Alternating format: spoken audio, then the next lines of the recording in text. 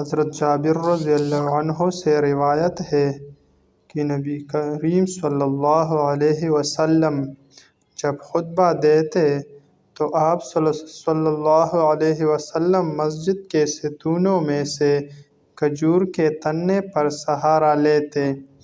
جب آپ صلی اللہ علیہ وسلم کے لیے ممبر بنایا گیا تو آپ صلی اللہ علیہ وسلم ممبر پر بیٹھ گئے اور وہ کھجور کا تنا رونے لگا جس کے پاس آپ صلی اللہ علیہ وسلم خطبہ دیتے، قریب تھا کہ وہ تنا پھٹ جائے۔